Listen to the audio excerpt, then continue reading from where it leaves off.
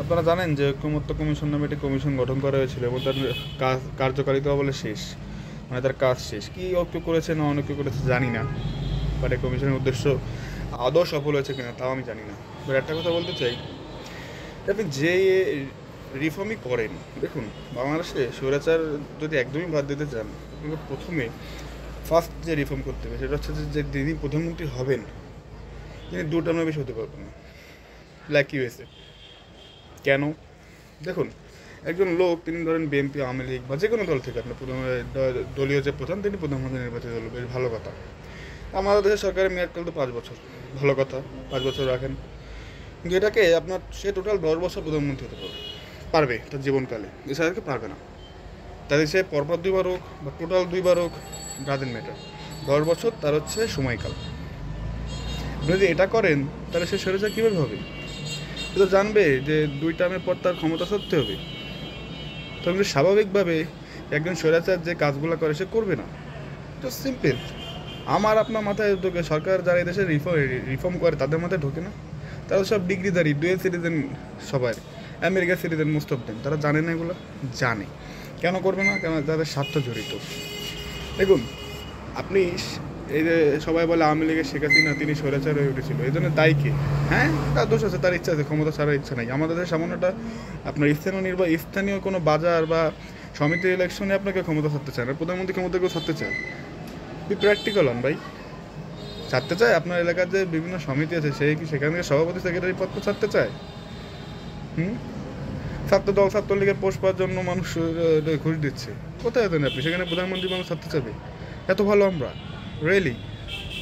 এগুলো just fun, আমরা সবাই জানি। আপনি যখনই 2 টার্ম করবেন তখন সে ভালো হবে, সে অনেক স্বৈরাচারী কাজ করবে না, কেন জানবে যে একদিন তার বিচারের সম্মুখীন হতে হবে।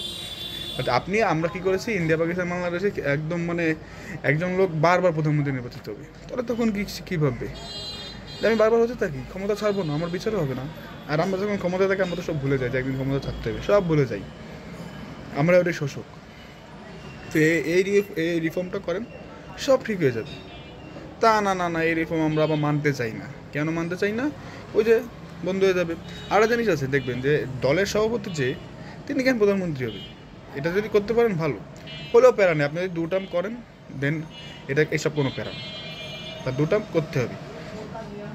2 টার্ম আপনার 3 টার্ম এটা করেন, যে কোনোটা করেন, বাট রিফর্ম মানে এটা করেন, ওই ফাইজলামি করেন না। চা, নাস্তা, কফি, জনগণের ট্যাক্সের টাকা এগুলো কত খাবেন? বহুত খাইছে বক্তব্য কমিশনের যারা গিয়েছিল। কাজের কাজ কিন্তু কিছুই হয়নি। আমরা তো বিভিন্ন বিষয় দেখতেছি, তারা বলতেছে কাজের কাজ কিছুই হয় নাই। And very interestingly doctor Mohammad Yunus তো জানে এগুলা।